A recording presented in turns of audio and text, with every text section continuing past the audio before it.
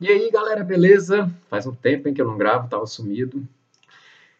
É porque eu deixei de ser comunista, mas não deixei de ser proletário. Tô trabalhando demais e não tô tendo tempo de ficar gravando. Aliás, eu mal tô conseguindo assistir os canais nacionalistas, os canais da bolha e outros, né? Eu gosto de assistir coisas fora da bolha sempre também. Não tô tendo muito tempo de assistir por conta de que o meu fone de ouvido estragou e eu não tô com dinheiro para comprar nenhum fone de ouvido. Então, assim, deixei de ser comunista, mas não deixei de ser proletário. Mas eu sempre quis falar sobre esse tema que eu quero que eu vou falar hoje. Então, eu arrumei um tempinho aqui, que também vai ser curto, né? Até porque o computador também, eu já gravei aqui um pedaço de vídeo e a gravação caiu, porque os recursos aqui são muito limitados. Mas então, pessoal, vou falar um pouco sobre esse tema que é por que eu nunca participei do movimento negro, ou de algum movimento negro, dos movimentos negros. E não é uma questão puramente individual, né? Eu quero tomar isso como mote para falar sobre a questão racial, sobre o que eu entendo dessa questão, né? Sobre o que eu entendo dos movimentos negros, etc. Bom, primeiro eu vou contextualizar. Eu me interesso por essa questão desde sempre, né? Desde, sei lá, minha adolescência, pelo menos, mas eu acho que na minha infância eu já investigava, discutia, procurava conhecer alguma coisa nesse sentido. Porque eu estava imerso nessa questão. Por quê? Porque apesar de eu não ter traços africanos, de eu não ser africano, de eu não ser um afro-brasileiro padrão, vamos dizer assim, eu também não sou branco, né? Eu não sou aquele branco privilegiado, né? Eu não tenho olhos azuis, não tenho pele branca, não tenho cabelo loiro, enfim.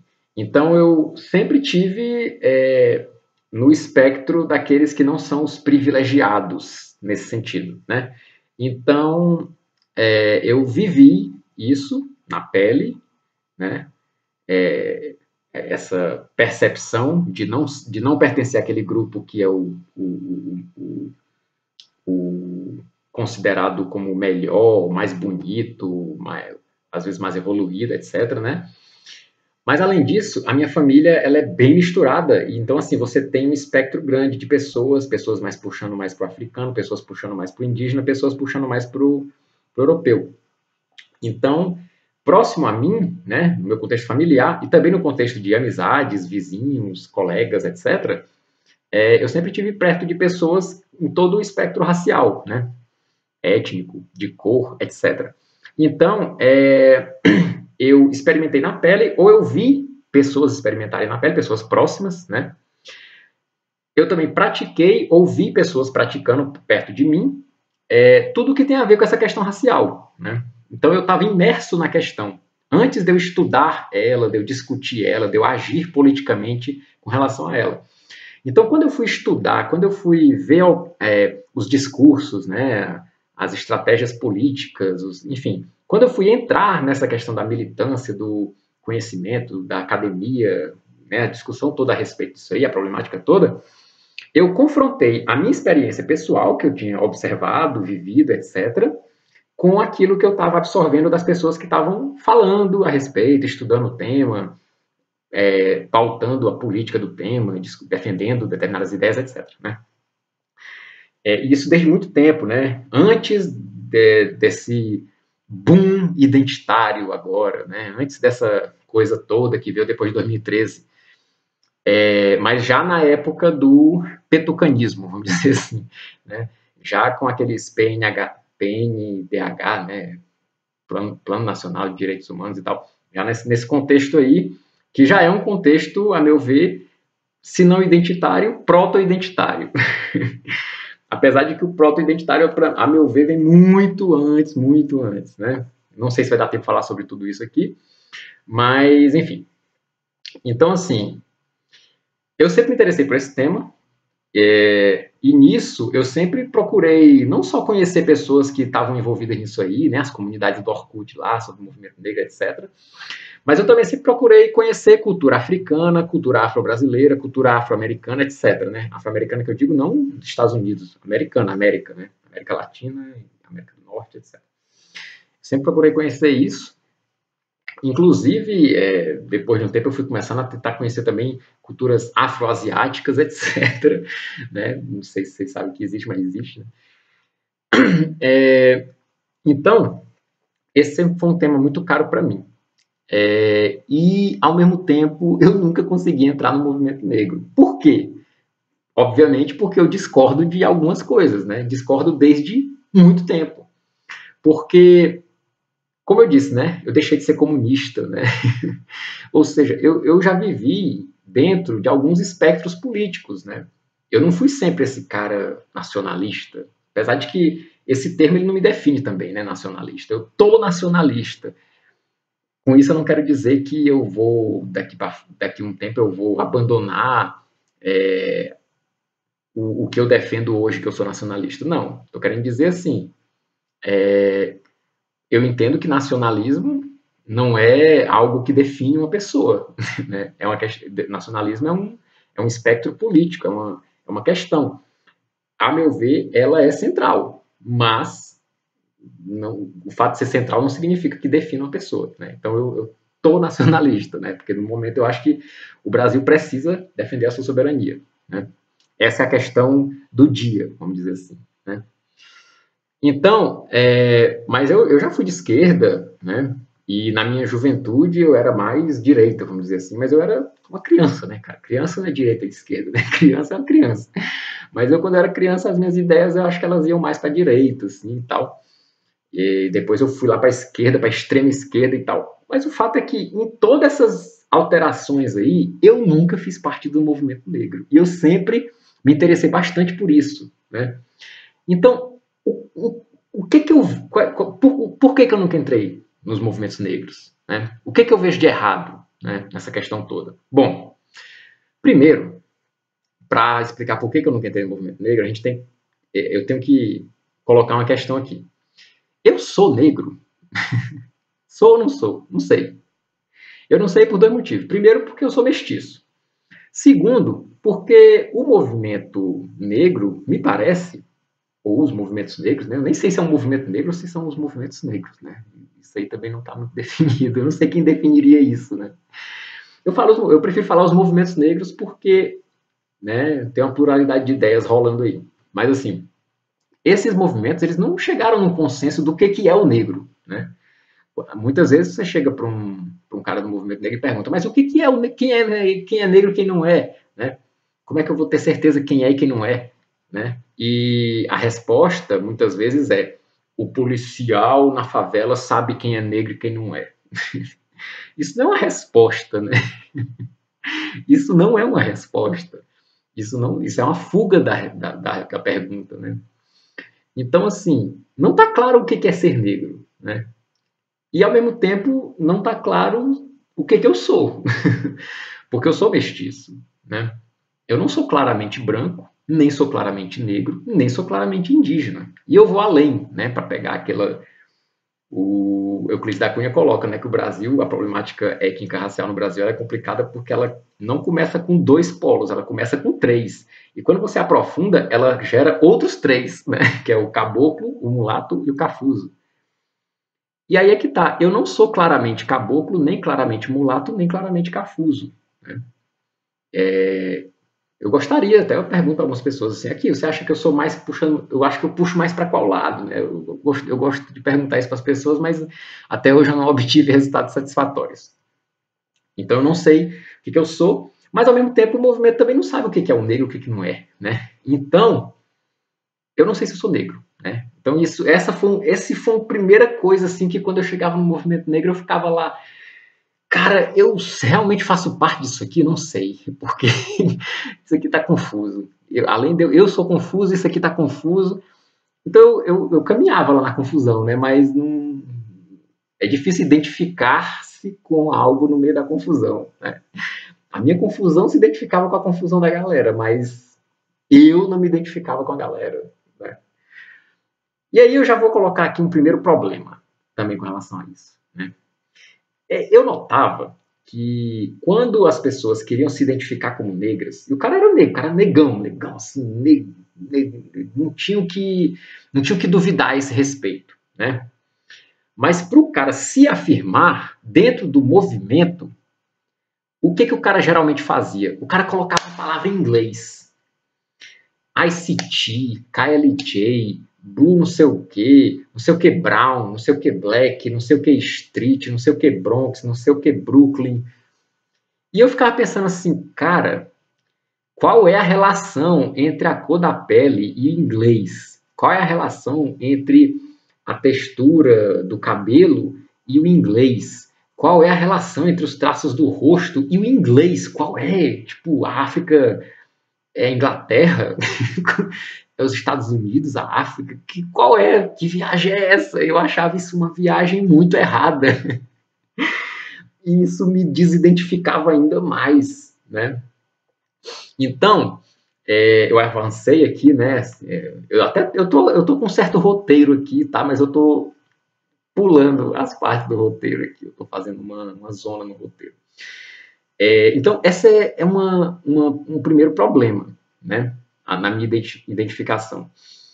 Mas, além dessas questões, vamos dizer assim, materiais, né, de conteúdo, tem uma questão formal que me afastava do movimento, que é a metodologia, vamos dizer assim, né? O estilo, tanto de debate como de ação política, as referências utilizadas, eu achava muito tosco. Eu já resumi aqui, né? Qual é a relação entre você ser negro e você ter um nome em inglês? Né? Tipo, isso aqui, para mim, é a cristalização perfeita da ideia, que para mim era muito estranha. Mas esmiuçando, né, essa imagem, essa imagem dialética, eu acho que o debate é um pouco fraco nos movimentos negros em geral, não posso falar de todos, né? E aqui eu estou contando primeiro, né? Eu estou falando da minha experiência pessoal. Se der tempo, né? Se a gravação não cair, se eu não precisar fazer outra coisa, eu vou tentar ampliar, aprofundar o questionamento. Por enquanto, eu estou só contando a minha experiência, os meus estranhamentos que eu tive ao longo da vida, né? O fato é que o debate sempre foi muito fraco. Eu sempre achei o debate muito fraco, o nível do debate muito fraco. Eu já dei um exemplo aqui, né? O que é um negro? O policial sabe o que é um negro. Isso não é resposta. Responda você. Não quer saber do policial. Responda você o que é um negro. Né? Muitas perguntas sem resposta, muitos conceitos mal definidos, muitos temas que são tratados de forma vaga, utilizando frases de efeito, sensacionalismo, apelando para os sentimentos, às vezes apelando para sentimentos baixos e mesquinhos, uma raiva, o ressentimento, etc. Né? É claro que eu sofro racismo, eu fico com raiva, fico ressentido e tal. Agora, se eu pretendo ter uma atuação política prudente, eficaz, que vai melhorar a vida do povo, etc., eu não posso me basear na raiva e no ressentimento, agir de acordo com a raiva e o ressentimento, e só com base nisso também, né? Claro que tem uma dose, né? Para você, por exemplo, tem hora que você tem que agir com certa firmeza, e às vezes a raiva pode ajudar naquilo, né? Para você identificar um problema, você precisa ter um sintoma daquele problema, né? E o sintoma às vezes aparece ali por meio do ressentimento, da raiva e tal. Mas na hora de elaborar a estratégia de resolução, se você age só com base na raiva e no ressentimento, é claro que a solução não vai ser boa, né? Pode ser que você piore o problema, né? Então, é que nem quando você bate a cabeça na parede e a sua reação imediata é bater com a mão, dar um murro na parede. Você só vai ficar com mais uma parte do corpo doendo, né? Você não vai resolver o problema, né? Então, e eu identificava um pouco isso, sabe, no movimento. E as referências, cara, era tudo Estados Unidos e um pouco de Europa. Poucas referências do Brasil. Quando tem uma referência do Brasil, é uma referência do Brasil que, por sua vez, tem referência nos Estados Unidos, às vezes um pouco na Europa, né? Eu vou exemplificar aqui com uma coisa que eu vi depois, né? Que foi uma postagem no Facebook dizendo assim: Jorge Ben popularizou a música negra no Brasil. Cara, Jorge Ben popularizou a música negra no Brasil. A música negra, se a gente for considerar que o samba, o choro, ou até o baião, entre outros estilos, são música negra, a música negra sempre foi popular no Brasil. O que o Jorge Ben ajudou a popularizar foi o funk, o soul, ou seja, a música negra dos Estados Unidos, né? Então, é uma certa identificação entre negro e Estados Unidos, né? Essa coisa, assim, muito, isso não entra na minha cabeça, cara.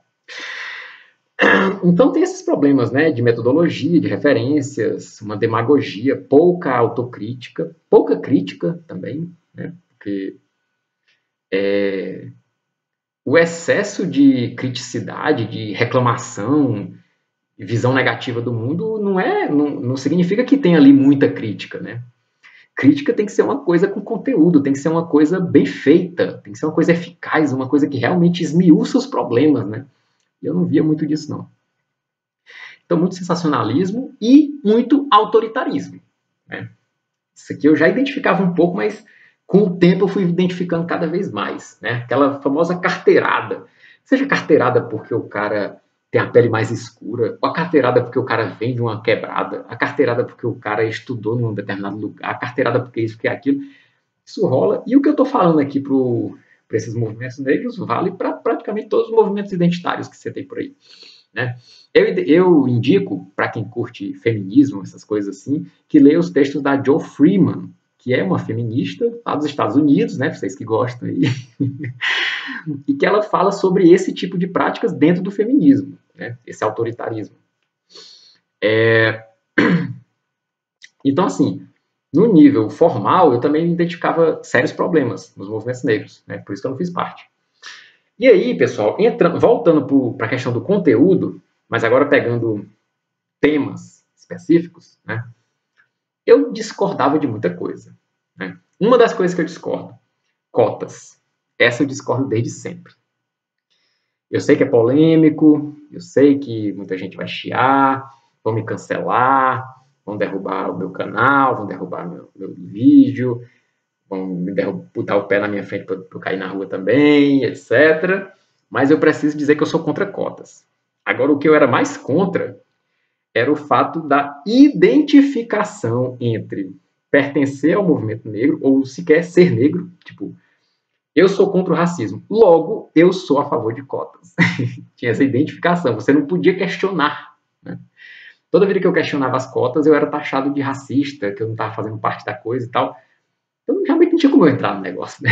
Porque como é que eu vou entrar no movimento em que todas as cartas já estão dadas, eu não vou contribuir em nada, né? Eu não vou poder...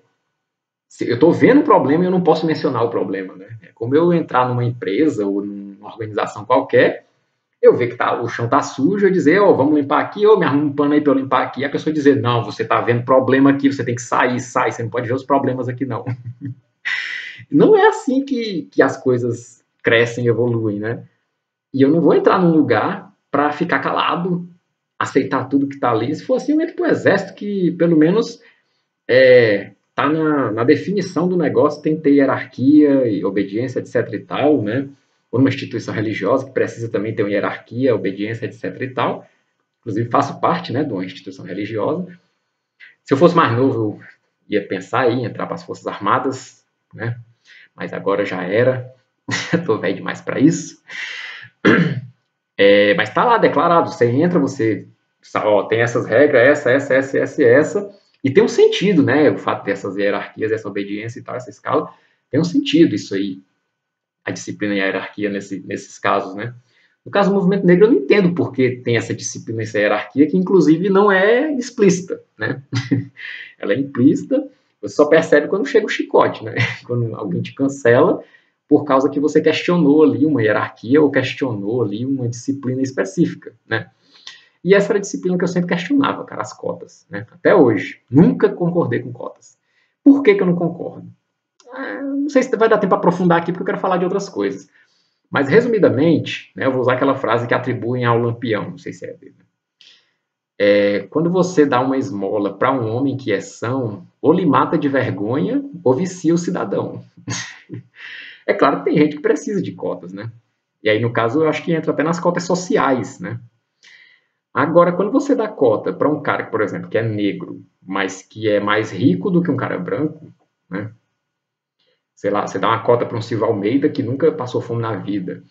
e aí um cara que é branco e que é pobre não, né, perde a vaga para o Silvio Almeida da vida, você tá viciando o cidadão, né? Ou então tá matando ele, vai matar ele de vergonha. Mas, pelo jeito as pessoas estão cada vez mais desavergonhadas, né? Cada vez mais sem vergonha. Mas tá viciando as pessoas, né?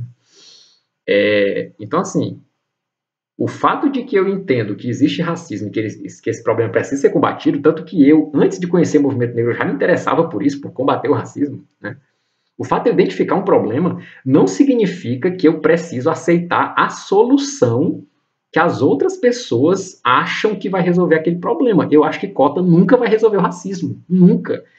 Ela piora o racismo, porque ela enquadra os negros dentro de uma estratégia errada, que tem problemas mais profundos, que eu não sei se vai dar tempo para aprofundar aqui, e além disso gera uma animosidade social, né? Quando você vê, por exemplo, um cara que é negro bem remediado, ocupando a vaga que poderia ser de um cara que é branco, mas, né, que tá ruim aí as granas. Então gera uma animosidade social, mas além disso tem problemas aí existenciais, né? Você entrar num sistema de cotas, né? Você se autodeclara negro e aí começa a concorrer com cotistas, etc. e tal, né? Não sei se vai dar para aprofundar aqui. Isso já antigamente, né? Hoje em dia eu enxergo muito mais problemas, né?